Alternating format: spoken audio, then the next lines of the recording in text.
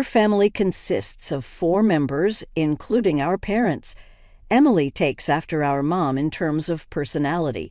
She's friendly but can be a bit lazy at times. She enjoys teasing my dad and me as we are more sincere individuals. When we were kids, our mom, who shares a similar temperament with Emily, had a soft spot for her. It was pretty clear that she favored Emily over me. Whenever she hung out with friends, it was always Emily who got to go, leaving me behind because, according to her, it's embarrassing to introduce plain and quiet Ashley to her friends. On the flip side, Mom was really proud of Emily, who was outgoing and well-liked whenever they went out. Despite having a mom and sister like that, the reason I could stay positive was because of my dad. He appreciated my sincerity and loved both Emily and me equally. I cherished my dad's fair approach. Even as an adult, my mom's treatment of me didn't change much. Thankfully, my dad's presence kept our family balanced and stable. However, when my father retired at the age of 65, a mishap occurred at home. He stumbled over a small step, resulting in a broken bone. Despite his efforts with surgery and rehabilitation, his aging muscles didn't bounce back easily. As he spent more time confined to bed and in need of care, my mother and Emily grew colder towards him. "Hey, Mom, what do you think about this?" "Yeah, it looks good. The food seems delicious, too. Maybe we should go with this one." While glancing at a guidebook, my mother and Emily excitedly discussed their plans. When I inquired about their conversation, my mother replied with a hint of irritation. They were organizing a family trip, but considering Dad's mobility challenges, I pointed out that traveling might be tough for him. In response to my comment, Emily said with a smile, "Well, we're not planning to bring him in the first place. We intend to leave him at home." That's cruel. It would be tough for him if he's left alone. "If Dad's not coming, I'll stay home with him," I declared. After expressing this, my mother and Emily exchanged smiles. Following that, my mother stated, "That's fine, too. If that's the case, Emily and I will just go by ourselves. Whether you two come or not is up to you. But since it's a family trip, we'll be using money from Dad's bank account." A quick look at the guidebook revealed they had chosen a room meant for only 2 people. It was evident they never intended to bring my father or me along. Following that, my mother and Emily frequently ventured out on their own, staying in upscale inns and dining at renowned restaurants. It felt as if neither my father nor I existed in the house. I observed their actions from a distance, working diligently to complete my tasks, quickly to attend to my father. When I couldn't manage everything alone, I sought assistance from care services for tasks like bathing and accompanying my father on short walks around the neighborhood. On days when I had to work late, I asked my mother and Emily to look after my father. However, they avoided the responsibility. "Ashley, I came to help with the bath, but is there no one at home today?" Upon receiving a notification from the care service staff, I promptly called my mother and Emily. Despite informing them of the staff's visit in advance, they had left my father alone and gone out. When they finally returned home, I confronted them, but there was no apology. "The staff are professionals, right? It's okay, even if we aren't there. Dad is an adult. He'll be fine being left alone. We don't want our time taken up caring for him like you." It seemed they genuinely believed they were doing nothing wrong. Realizing I couldn't rely on them, I decided that taking care of my father was my responsibility. I juggled work and caregiving. The daily grind was far from easy, especially since neither my mother nor Emily showed any concern or understanding. As the days passed, my father's condition worsened. He spent more time seated than walking and ate much less, approaching the 9th year of caring for my father. I grew worried about his frail appearance when I took him to the hospital. A shocking diagnosis awaited me. "Your father has advanced cancer." It can't be. Realizing that our time with him might be limited, I was determined to support him in his final days. I made the difficult decision to quit my job and become his full-time caregiver. I knew I had to share this with my mother and Emily. Their reactions were quite unexpected. When I told them about his condition, my mother remarked, "Really? He never drank or smoked. It's unfortunate that such a sincere person ended up with cancer." Emily, looking stunned, said, "I can't believe you'd give up your job to take care of Dad. I'd never make that choice." Their indifference surprised me. It seemed they viewed it as someone else's problem. In the end, they only visited him briefly in the hospital and never made a proper visit. I provided daily support during his chemotherapy treatments. Despite our efforts, the cancer continued to progress, and 6 months later he passed away. The days following the diagnosis were a blur. Upon learning of his death, my mother and Emily had a private discussion and left me to organize the funeral alone. Then they disappeared somewhere.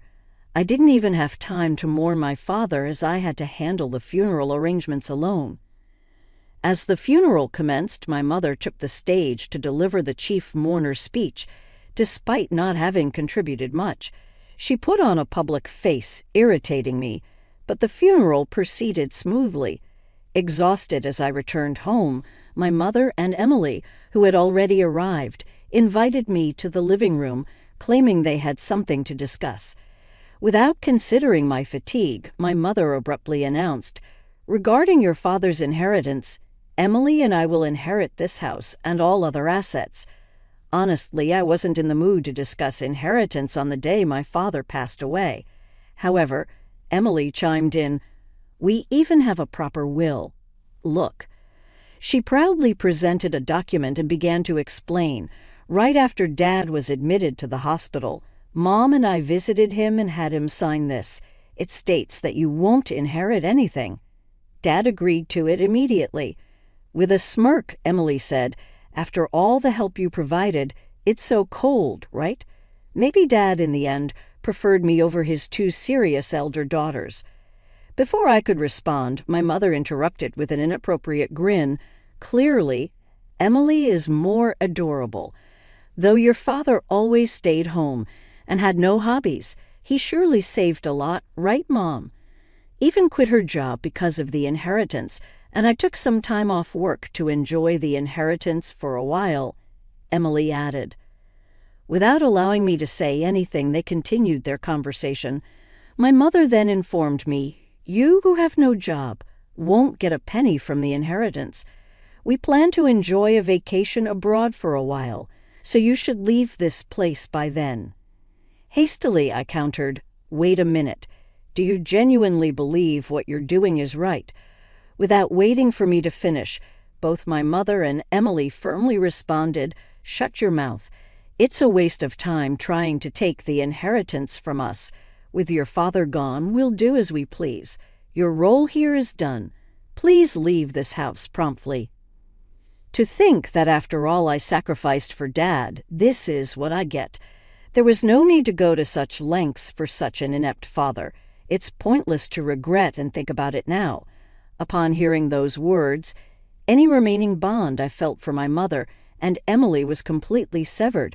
I couldn't forgive them for speaking that way about my beloved father. Holding back what I wanted to say, I calmly told them, "I understand your thoughts. From now on, I can't imagine living together with you two. I'll gladly leave." Despite their initial surprise at my acceptance, the two soon smiled smugly together. "Good to know.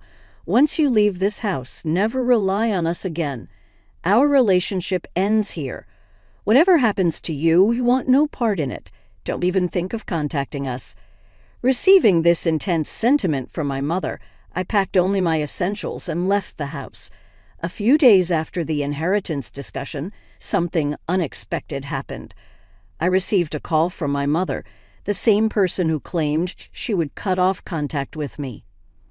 When I answered, she immediately confronted me in anger. "What have you done?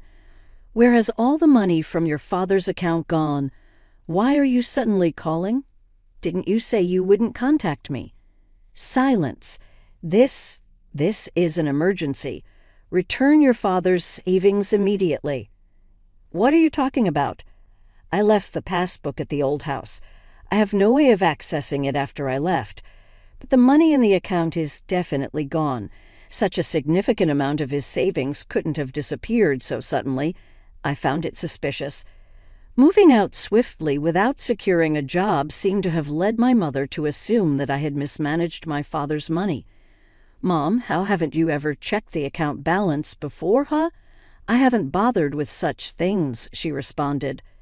"If you had, you would have noticed that Dad's savings weren't that much to begin with." "What do you mean his savings were?" "Oh, where did his retirement money go?" "Oh, we used it for our wedding ceremony in the new house," Emily chimed in. "Wedding? New house? I have no idea what you're talking about. I had been romantically involved with a man named Sean who was responsible for the living service for my father. Our relationship started through our mutual care for my father. I informed my father about my relationship with Sean early on in our dating. When Sean proposed, I was overwhelmed with living and work responsibilities and couldn't make a decision. Upon learning the truth, my father said, "Care for yourself more than me. I want you to have a happy marriage," and he cheered me on. Despite my hesitations, he even started assisting with the wedding venue, selecting a new place to live and looking for a new home. We had reserved a wedding date for the following year and signed a contract for a new apartment that my father liked. All of this occurred 6 months before we discovered his terminal cancer. As a gesture of gratitude, my father covered most of the costs for the wedding and the new apartment. That was the reason for the decrease in the account balance. Hearing the turn of events, my mother's voice trembled. She was clearly shaken. "So there wasn't any inheritance for us to inherit in the first place, primarily just the family home, but given its location, we shouldn't expect the high selling price," Emily said. Having overheard the conversation, Emily anxiously grabbed the phone from my mother. "Wait, so the financial assistance for your wedding is much more than the inheritance for Mom and me?" "That seems to be the case," I replied. "Dad knew about my marriage and me leaving the house, so maybe he didn't see a problem in leaving the family home to both of you. He might have used a significant amount for me and intended the inheritance to compensate for that." "Could it be that the reason you quit your job was because your marriage had been decided upon?" my mother asked. "That's right. Sean is also involved in investment activities and is financially stable. He wanted me to become a full-time housewife. Also, I thought if I resigned early, I could focus on taking care of our father." "I can't believe it. Why did you keep the news about your marriage and savings a secret from us?" my mother inquired. "I thought about telling you several times, but every time, neither of you showed any interest and avoided the topic," I answered. "Why didn't you stop me from taking a break from work or Mom from quitting her part-time job? How are we supposed to live now? When I wanted to talk to you after the funeral, wasn't it you and Mom who shut me down, saying you can expect anything from us?" I countered. "But I thought family members should help each other out. When I was swamped with work and living, you were out having fun, neglecting Dad. How can I think of someone who said such mean things as family?" Shocked and speechless, Emily was caught off guard. Following that, my mother implored, "Ashley, the truth is I've already paid for the trip. I'd also made various purchases expecting the inheritance. So now I have no savings left. So what about it? I've already quit my part-time job, right? If we don't get any inheritance money, we won't have any money for next month. So until I find a new job, I hope you can lend us some."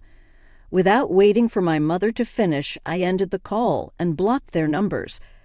I was utterly disgusted by my mother and sister, who only claim to be family when they're in trouble. I decided to distance myself from these two. Later on, I heard from various people that although my mother and Emily had canceled their trip, since it was a last-minute cancel, they couldn't get a refund. They've been barely scraping by, asking friends and relatives for money. They had to sell their house, but as I expected, they didn't get as much as they hoped. With the initial expenses for a new place and moving costs, they had hardly any money left. Emily returned to work, but because she asked her colleagues for money, her relationships at work became strained. She had planned to leave her job soon after finding a good partner, but because of the situation, that partner, as well as other men, distanced themselves from her and her friends too. My mother tried to find another part-time job, but her previous workplace had already hired someone else, so it was hard for her to return. Due to her age, her job opportunities were limited.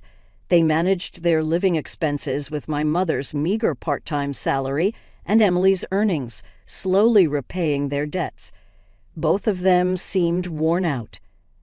As for me, I was able to have a small wedding at the venue my father chose. The only regret is that my father couldn't be there for my wedding, but I believe he's watching over our happy moments from somewhere. My married life with Sean has been smoother than expected. We're enjoying peaceful and fulfilling days together.